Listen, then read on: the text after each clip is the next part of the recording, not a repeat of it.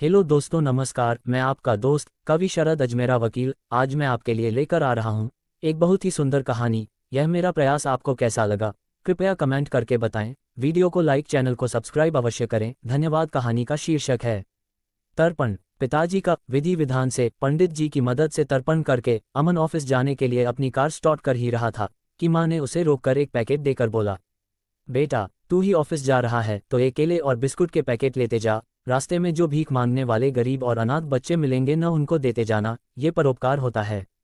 अरे माँ तुम भी ना, अभी सुबह ही तो पंडित जी को बुलाकर 2100 रुपये के पैकेज में पिताजी का तर्पण किया है। अब ये सब क्या? अब मैं ये सामान बांटने के लिए गरीब बच्चों को कहाँ ढूंढ लूंगा? मुझे ऑफिस में देर हो रही है। मामन ने झुंझलाते हुए माँ से कहा, पर माँ का उदास चेहरा देखकर अमन माँ को मना नहीं कर सका। उसने माँ के द्वारा दिए पैकेट को बगल की सीट पर रखकर तेजी से अपने ऑफिस की तरफ कार दौड़ा दी। मुंबई की एक प्रसिद्ध सॉफ्टवेयर कंपनी में अमन सीनियर सॉफ्टवेयर इंजीनियर था। ग्रेजुएशन करने के बाद ही अमन गांव से शहर आ गया था और तभी से वह संघर्ष की जिंदगी जी रहा था। थोड़े ही दिन बाद उसकी नौकरी लग गई थी और उसने वहां काफी तरक्की करी। पिछले 11 वर्षों से उसने अपनी मेहनत और काबिलियत के दम पर जो मुकाम हासिल किया था, उस वजह से अमन की उस कंपनी में बहुत इज्जत थी। अतुल के पिताजी का 4 वर्ष पूर्व बीमारी की वजह से निधन हुआ था। उनकी आज पितृपक्ष की तिथि थी। वह अमन को ये सब ढकोसला लगता था, मगर वह माँ का दिल रखने के लिए बेमन से ये सब कर रहा था। करना ही था उसे। ऑफिस से छुट्टी लेना बिल्कुल भी गवारा नहीं था। काम के प्रति लापरवाही उसको पसंद नहीं थी। लेकिन सप्ताह के मध्य पूरा अवकाश लेने की बजाय अतुल ने ऑफिस टाइम से पहले पंडित जी को बुलाकर विधिवत तर्पण करना बेहतर समझा।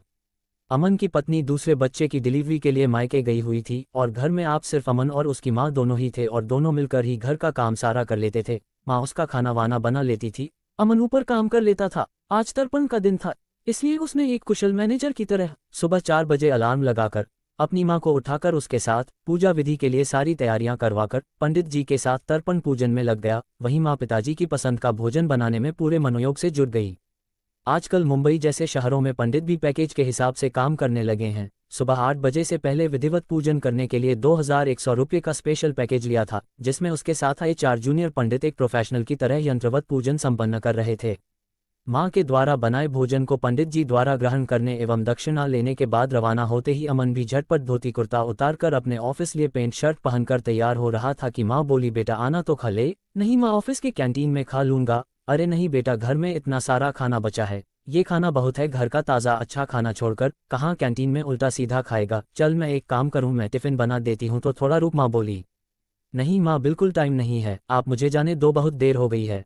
अमन झुंझलाते हुए बोला, लेकिन माँ है कि माँ का दिल नहीं मानता था। माँ ने तुरंत फटाफट टिफ़िन लगाया और अमन के हाथों में पकड़ा दिया और अमन ने भी माँ से वह टिफ़िन लेकर कर की पिछली सीट पर फेंक दिया और वहाँ से निकल आता है। मुंबई पुणे जैसे शहरों में 5 मिनट का विलंब भी कई बार रास्ते में 30% -40% तक का ट्रैफिक बढ़ा देता है। नतीजतन 5 मिनट देरी से पहुंच सकने वाला शख्स आधे से 1 घंटा तक विलंब से पहुंच पाता है। हमेशा का वही रूट, तेज गति से गाड़ियों को क्रॉस करते हुए येलो लाइट होने से पहले सिग्नल क्रॉस करके टाइम मैनेज करने की धुन में अमन माँ द्वारा दिए केले और बिस्कुट गरीब और अनाथ बच्चों को देना वह भूल चुका था। तभी एक रेड सिग्नल पर उसे 1-2 मांगने वालों को देखकर उसे याद आता है कि उसने माँ का दिया पैकेट तो बांटा ही नहीं था। अगले 1-2 सिग्नल में अमन ने कार रोककर इन अनाथ बच्चों को वह केले और बिस्किट देना चाहा भी, लेकिन पता नहीं, शायद वह बच्चे भी इतने वर्षों से अब तक उसे और उसकी कार को एक कंजूस के तौर पर पहचान चुके थे, इसलिए वह बच्चे उसके पास आने की बजाय पीछे वालों की गाड़ियों पर पहुंच रहे थे। अमन के लिए यह आत्ममंथन का वक्त था। आज उसके पिताजी का तर्पण करने के बाद दान लेने लिए उसे गरीब और अनाथ बच्चे तक तवज्जो नहीं दे रहे हैं। अमन को जो उसके पिता से संस्कार मिले थे वह कहीं अभी उसके मन में सोए पड़े हुए थे। वह अपनी जवानी के जोश में सिर्फ पैसा कमाने में और जोड़ने में और अपने परिवार में ही लगा हुआ था। आज उसके पिताजी की बहुत याद आ रही थी। वह जिस गांव में रहते थे वहां और एक वह वक्त था कि उसके पिताजी के पास आसपास के गांवों से भी बड़े बड़े लोग मदद मांगने आते और कभी खाली हाथ नहीं जाते थे।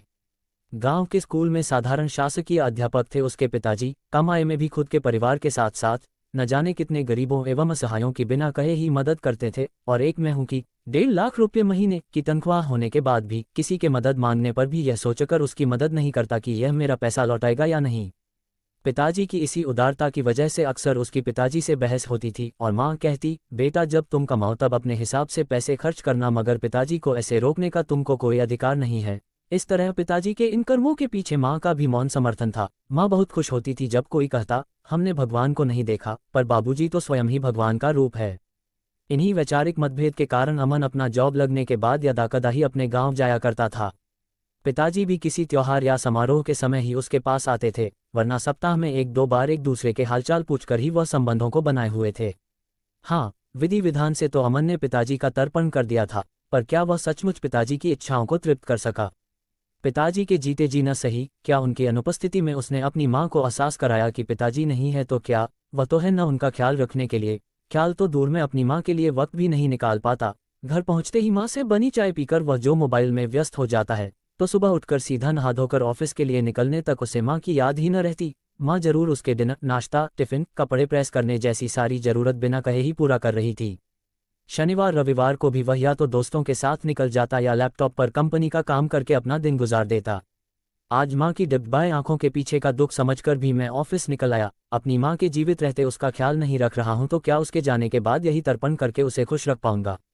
अब अमन को उसके पिताजी की बहुत याद आ रही थी। उनके दिए हुए संस्कार शायद अमन के मन में अब जागृत हो रहे थे, जो कि इतने दिन से सोए हुए थे। अमन का मन एकदम भारी हो चुका था, अब उसे कुछ भी अच्छा नहीं लग रहा था। उसका अब ऑफिस जाने में मन नहीं था। अमन को आत्मग्लानि होने लगी। उसने अगले ही सिग्नल पर अपनी कार वापस घर की तरफ मोड़ ली और बॉस को फोन पर यह कहकर कि आज उसे अपनी माँ को डॉक्टर को दिखाने जाना है, वह छुट्टी ले लेता है। विचार बदलते ही संयोग भी बदलने लगता है। जो अनाथ और गरीब बच्चे उसके बुलाए जाने पर भी पास नहीं आ रहे थे, वही बच्चे अगले सिग्नल पर ही खुद उससे मांगने आए। अमन ने उन सबको बिस्कुट और केले देकर संतुष्ट कर दिया। उन बच्चों की संतुष्टि देखकर अमन को भी अजीब सी संतुष्टि महसूस होने लगी थी। घर पहुंचते ही वह कार बाहर ही रखकर चुपके से घर पर पहुंचता है तो खिड़की से उसे दिखता है कि माँ पिताजी का एल्बम खोलकर उनसे ही खामोश आंखों से बातें कर रही है। अमन ने दरवाजा खटखटाया। अचानक अमन को सामने देखकर माँ ने फोटो एल्बम टेबल के ऊपर रखे न्यूज़पेपर के नीचे छुपाते हुए अपने आंसू पोंछकर मुस्कुराते हुए पूछा, क्या हुआ, तू वापस कैसे आ गया? कुछ भूल गया था क्या? हाँ माँ, कुछ भूल गया था मैं। आज तो ऑफिस में कुछ ज्यादा काम नहीं था, इसलिए छुट्टी लेकर आपके साथ एक फिल्म देखने का मन हो रहा है। नहीं, मेरा मन नहीं है आज कोई फिल्म देखने का, तू ही बाहर जाकर देखा, माँ ने मना करते हुए कहा। नहीं, मैं तो अपने स्मार्ट टीवी पर ही लगाऊंगा और आपके साथ ही देखूंगा। कपड़े बदलकर अमन एक पेनड्राइव स्मार्ट टीवी में लगाते हुए बच्चों सी जिद करके बोला।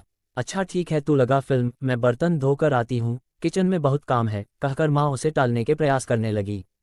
अमन ने किचन में जाकर देखा तो सिंक पर सुबह के खाने की प्लेट्स रखी हुई थी। इसका मतलब माँ ने खाना भी नहीं खाया है अब तक। उफ़, कितना घुट घुट कर जी रही है मेरी माँ। घर पर सब कुछ होकर भी उसका आनंद नहीं लेती और मुझे ये पता भी नहीं। माँ, मुझे जोर से भूख लगी है, चलो साथ में खाना खाते हैं। अमन खाना गर्म करके एक थाली में परोसकर माँ के साथ बैठ गया। आज अमन को बचपन से लेकर अब तक की वह सारी बातें याद आ रही थी और अमन की आंखें बार बार गीली हो रही थी, मगर वह अपने आंसुओं को छुपाकर अपनी गलतियों का प्रायश्चित करने की कोशिश कर रहा था। अब उसने सोच लिया था कि अब तक जो हुआ सो हुआ, अब आगे वह अपनी माँ को एक मिनट के लिए भी दुखी नहीं करेगा। और फिर अमन ने एक कौर खुद खाकर चुपके से ज्यादा कौर उसे खिलाने की माँ की स्टाइल आज वह माँ पर ही आजमा रहा था। खाना होते ही वह माँ से बोला, माँ बर्तन में धो लेता हूँ, तब तक तुम किचन साफ कर लो, फिल्म तो हम साथ ही देखेंगे। माँ अचरज से अतुल के बदले व्यवहार परिवर्तन को देखकर सुखद अनुभव कर रही थी।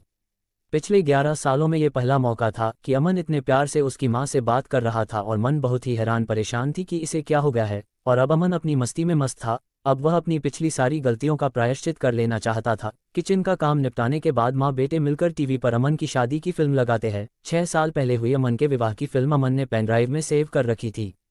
पिताजी को उस विवाह में पूरे जोश से विवाह कार्यक्रम में सहभागी होते देखकर, सबके साथ मस्ती में डांस करते देखकर, विवाह की चुहलबाजी देखकर माँ भूल ही गई थी कि आज पिताजी हमारे बीच नहीं हैं। अमन माँ का सिर अपनी गोद में रखकर धीरे धीरे नारियल तेल लगाकर सहलाने लगा। माँ के आंखों से आंसुओं की धार बह चली थी। आज अमन ने एक साथ 2 तर्पण किए थे, पहला अपने दिवंगत पिताजी का पूरे विधि विधान के साथ और दूसरा अपनी दुखी माँ के साथ वक्त गुजारकर उसके दुखों का सहभागी बनकर। सभी तर्पण पानी से हों जरूरी नहीं, कुछ तर्पण आंसुओं से आजीवन होते रहते हैं। कहानी लिखने का उद्देश्य यही है कि अपने पितरों के दिवंगत होने पर तर्पण करना तो हमारे लिए विधि का विधान है, लेकिन जीवित अवस्था में उनके साथ हंसी खुशी वक्त गुजारकर उन्हें अकेलेपन का एहसास न होने देना उससे भी महान कार्य है। तो दोस्तों, कमेंट करके बताएं कि यह मेरा प्रयास आपको कैसा लगा और आप वीडियो को लाइक, चैनल को सब्सक्राइब करें और जितना हो सके अपने सभी ग्रुपों में शेयर करें। धन्यवाद।